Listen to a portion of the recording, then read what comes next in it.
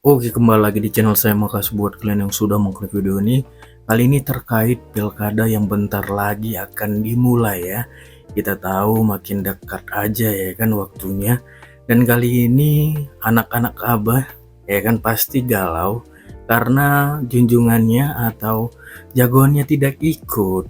Dan mereka juga sempat utarakan akan coblos 3 paslon. Semua paslon dicoblos ya kan.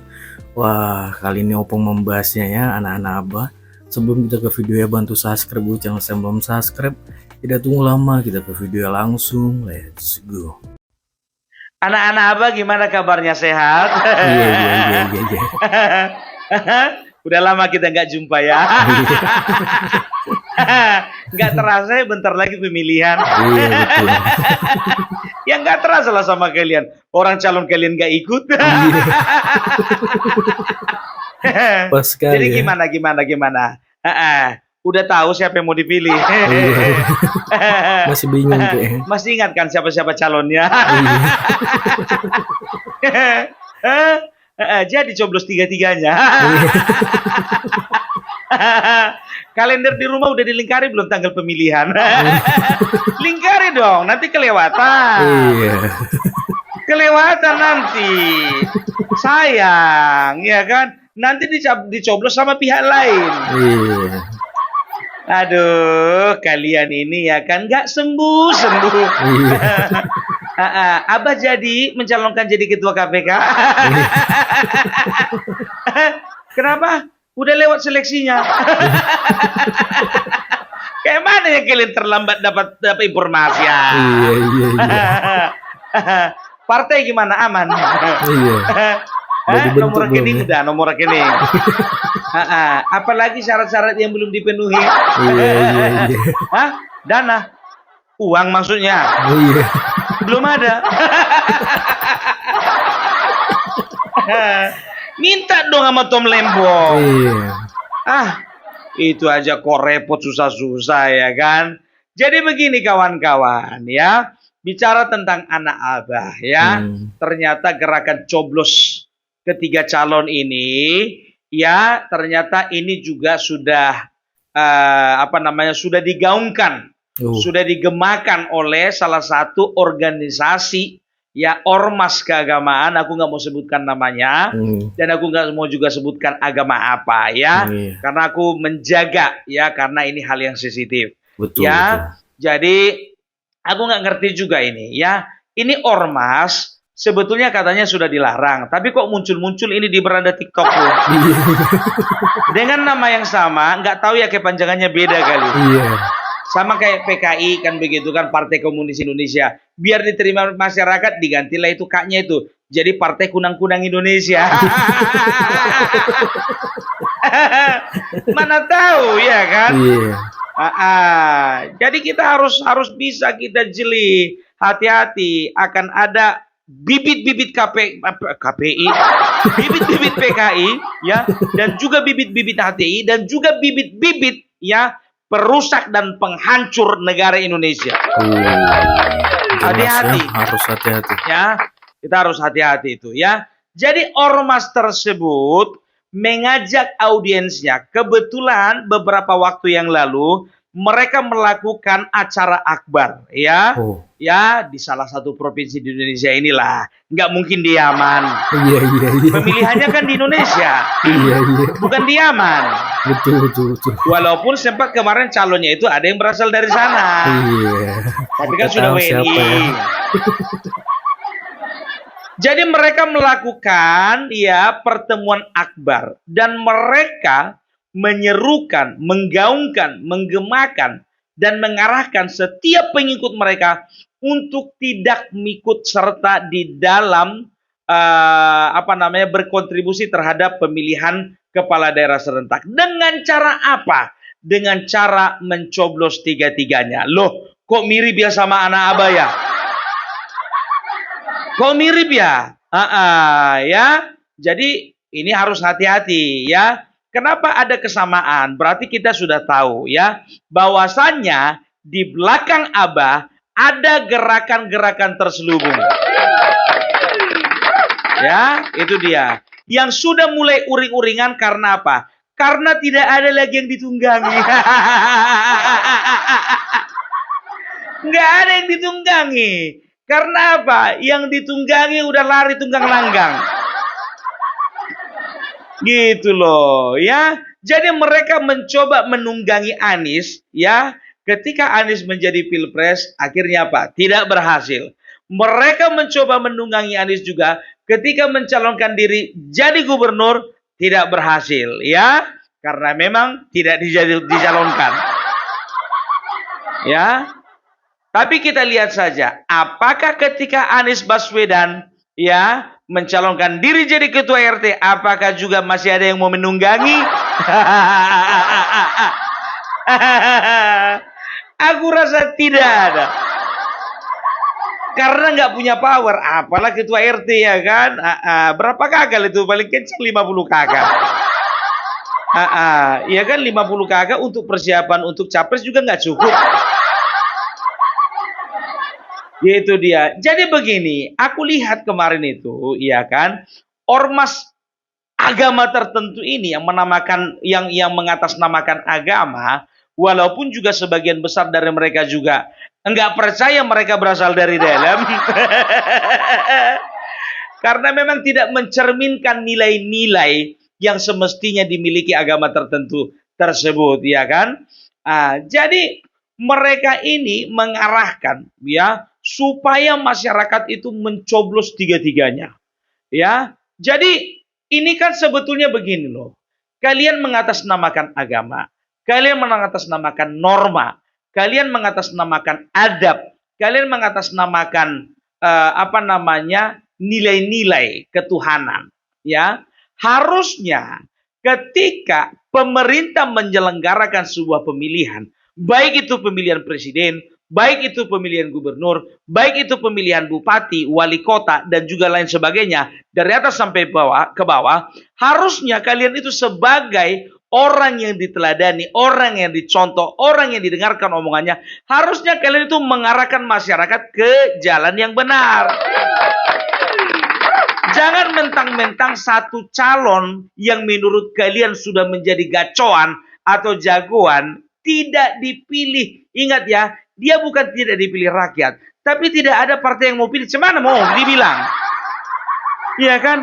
Oleh karena ingat ini, oleh karena memang sistem demokrasi ini, oleh karena beberapa partai tidak bersedia untuk mengusung dia, ya, akhirnya apa? Akhirnya karena kesalnya kalian, karena marahnya kalian, maka kalian tidak mau memilih. Tidak masalah, ya kan? Kita akan lihat jumlah kalian seberapa banyak. Gitu dia. Itu nggak masalah, ya, tidak masalah, ya. Yang pertama itu nggak masalah. Mau kalian tidak memilih nggak masalah, mau kalian mencoblos tiga-tiganya juga nggak masalah, mau kalian datang di situ contohnya cuma jualan nggak ikut milih juga nggak masalah. Nggak masalah. Mau kalian jualan baju juga di situ nggak ikut milih juga nggak masalah, ya.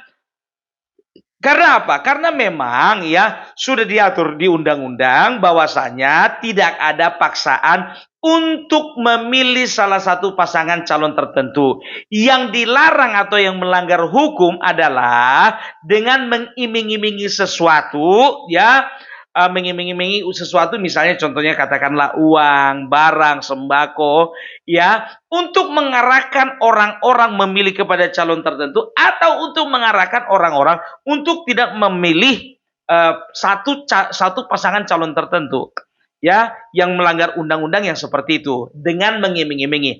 Aku tahu kalian tidak iming-imingi, ya, tahu.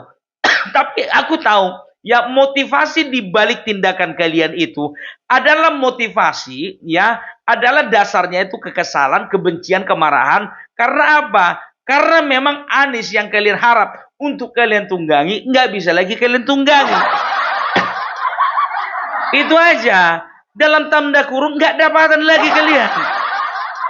Mungkin kemarin-kemarin kalian dapatan. Iya kan? Pemerintah sekarang 10 tahun kemarin itu, ya kan, semenjak dilarang itu kalian sempat nggak dapatan. Bapak Prabowo lagi kolaborasi pula sama si Jokowi. Nggak dapatan kami. Nah, nggak maju pula yang kami calonkan. Mampus. Berapa lagi dana operasional kita gitu kan? Udahlah, kalau namanya ormas, aku juga orang ormas, ya kan? Ingat ya, aku tidak menyebut satu nama apapun, kelompok apapun, ya kan? Aku hanya mengatakan ormas yang mengatasnamakan keagamaan, ya. Karena ini sangat aku jaga ya. Karena ini sangat sensitif, apalagi di Indonesia ini masalah agama ini sensitif gitu. Dan aku lihat di video itu banyak sekali pemuka-pemuka agama, pemimpin-pemimpin. Aku berpikir gitu loh, kalian itu harusnya mencerdaskan umat, mencerdaskan jemaat, mencerdaskan pengikut kalian, follower kalian. Ini kok jadi bikin bodoh gitu loh, ya. Kenapa aku katakan bikin bodoh? Apa salahnya? Walaupun yang kita usung itu tidak mencalonkan diri, ya, kita kan bisa mencari alternatif calon lain yang visi misinya mendekati, paling tidak mendekati orang yang kita usung tadi.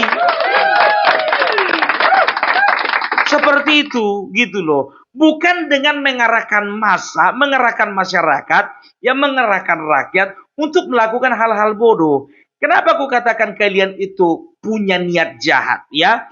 Karena apa? Kalian bertindak seperti itu karena kalian berpikir bahwasanya di pemilu nanti akan ada kecurangan. Dengan cara apa? Dengan cara menusuk, akan ada oknum-oknum tertentu, pihak-pihak tertentu akan melakukan kecurangan dengan cara menusuk kertas suara yang tidak dicoblos. Makanya kalian bikin gerakan coblos tiga-tiganya. Kan begitu. Nggak apa-apa, nggak masalah, ya kan? Itu nggak masalah, ya. Tapi jangan kalian memframing bahwasanya pemilu tanpa adanya Anies Baswedan adalah pemilu curang. Kan itu framing kalian. Kalau ikut si Anies, pemilu nggak curang. Kalau Anies nggak ikut, pemilu curang. Gitu loh, ya. Jadi udah paham kita, udah paham, ya. Karena memang itu kerjaan kalian dari tahun 2012. Memframing, ya kan. Selain itu main politik identitas gitu. Jadi tolonglah, ya. Kalian itu harusnya memberikan wejangan-wejangan yang meneduhkan. Kalian itu memberikan contoh, memberikan teladan. Ya, kalian harus memberikan semangat. Sebetulnya kalian harus memberikan semangat optimistik kepada masyarakat gitu loh. Ingat loh, 5 tahun ke depan, 5 tahun ke depan tanpa seorang Anies, Jakarta tetap berjalan. 5 tahun ke depan, tanpa seorang Anies Baswedan, Jakarta akan mengalami pertumbuhan ekonomi. 5 tahun ke depan, tanpa adanya Anies dan juga tanpa tanpa ada kontribusi dari kalian, Jakarta tetap akan maju. Gitu loh. Ya sekarang ya sudah, ya. Toh juga suara rusak kan gak dihitung. Dihitung itu hanya untuk sebagai rekap gitu loh. Tapi kan bukannya jadi seperti jadi kotak kosong, ya. Bukannya satu pasang melawan kotak kosong, bukan seperti itu konsepnya. Ini kan kalian yang merusak sendiri, ya. Kalaupun contoh, misalnya di dalam satu TPS, kita main logika dulu. Di dalam satu TPS, katakanlah jumlah pemilih, itu katakanlah ada sekitar 500 pemilih. Ada 500 kertas suara, untuk masing-masing pasangan calon, kan begitu. Katakanlah 200, katakanlah 200 itu datang, kalian coblos semuanya, dan jumlah kalian itu presentasinya lebih besar, daripada jumlah pasangan calon yang sah pencoblosannya. Sekarang begini, apakah suara yang 200 yang kalian coblos tiga-tiganya itu bisa diklaim menjadi sebuah kemenangan bagi kalian? Enggak kan? Makanya aku bilang itu satu kebodohan. Gitu loh, ya. Jadi kan kalian berpikir bahwasannya pemilu ini bakalan curang. Iya kalau curang. Kalau enggak gimana? Kan begitu. Kalian jangan mempermalukan diri sendiri, gitu loh. Apalagi yang sebagai ormas keagamaan harusnya di dalam berpolitik pun juga harusnya memberikan hal-hal yang cerdas gitu kepada rakyat, coba kan Aku nggak perlu sebutkan ormas agama yang lain. Aku sebutkanlah misalnya contohnya NU, ya. Aku sebutkan NU, ya. NU itu selalu memberikan nilai-nilai positif, memberikan wejangan-wejangan positif, memberikan ceramah-ceramah positif, memberikan nasihat-nasihat positif kepada semua umatnya. Makanya tak heran ya, untuk NU ya sampai sekarang menjadi organisasi keagamaan terbesar di Indonesia. Karena apa? Karena dari dulu sampai sekarang NU adalah organisasi agama yang punya andil terhadap kemajuan bangsa ini. Itu dia. Apakah kemarin, ini contoh, apakah kemarin sewaktu Megawati menjadi presiden, SBY menjadi presiden, maka NU tidak hadir untuk negara ini? Tidak. Hadir selalu. Gitu loh. Jadi siapapun presidennya, siapapun pemimpinnya, siapapun yang menjadi leader di bangsa ini, NU selalu hadir untuk kemajuan bangsa. Harusnya seperti itu, gitu loh. Jangan kalau misalnya contoh, aku yakin, kalaupun ada contoh misalnya, katakanlah 2029 nanti, ya, misalnya ada 3 paslon, tiga-tiganya tidak ada orang NU, ya, aku yakin dan percaya, ya, bahwasanya teman-teman, saudara-saudara, dan juga petinggi-petinggi yang di NU, ya, mereka akan mengarahkan kepada masyarakat, pilihlah sesuai dengan hati nurani. Harusnya seperti itu yang namanya ormas keagamaan, gitu loh. Jadi jangan sempat agama itu yang sudah melekat di organisasi kalian itu menjadi pudar, gitu loh, ya. Jadi begini, masyarakat sekarang itu bukan bodoh lagi, ya. Karena apa? Kalaupun kalian melakukan ajakan-ajakan yang masif seperti itu, ya, itu bahkan akan membuat kalian semakin terpuruk. Kenapa? Masyarakat makin hari makin cerdas. Cerdas dalam berpikir, cerdas dalam bermedia sosial, dan juga cerdas dalam menentukan pilihan. Mereka akan mereka akan membuat suatu perbandingan. Mereka akan membandingkan apa yang kau sampaikan dan juga apa yang mereka butuhkan untuk daerah mereka. Begitu. Sekarang begini, contoh, kalian tidak pilih. Oke, ya, kalian tidak memilih atau kalian coblos tiga-tiganya, ya. Tapi ketika kalian mau ngurus surat pindah, kalian ngurus kakak, kalian ngurus akte kelahiran anak-anak, kalian mengurus dokumen-dokumen pribadi, dokumen keluarga, dokumen perusahaan, ya. Kalau misalnya, ya, ada tanda tangan gubernur di dalam dokumen tersebut, apakah Anies Baswedan yang akan tanda tangan? Enggak kan? Apakah ketika yang menandatangani kita katakanlah Pramono Anung? Tapi aku lebih setuju Ridwan Kamil lah dulu. Apakah ketika Ridwan Kamil menandatangani dokumen kalian karena kalian menganggapnya itu bukan gubernur kalian, maka itu dokumen jadi tidak sah? Atau misalnya ada dokumen yang harus ditandatangani gubernur, ya, oleh karena urusan kalian ini memang tidak bisa kalau tidak ditandatangani gubernur, ya, maka kalian begini, udahlah, aku nggak pilih dia, dan juga aku nggak suka dengan dia, udahlah, nggak usah jadi pun ini dokumen. Berani kalian seperti itu, gitu loh, ya. Jadi jangan bikin tindakan-tindakan konyol. Kalaupun kalian berniat, bermufakat, bersepakat untuk melakukan hal-hal tersebut, lakukan, nggak jadi masalah. Gitu. Tapi jangan terlalu kalian provokasi gitu loh, ya. Apalagi ya, ini kan ada kemarin itu kalau tidak salah, ya, ada pasukan berani mati Joko Widodo. Pasukan berani mati bela Joko Widodo, ya. Sekarang begini, ya, aku dengar sebuah ceramah, sebuah himbauan, ya, aku katakanlah himbauan, ya, untuk mempersiapkan, ya, massa dalam jumlah yang besar. Dan juga ada salah satu pemimpin mereka mengarahkan dan juga mengumandangkan supaya para pengikut mereka mengasah golok. Sekarang begini, ya. Sekarang begini.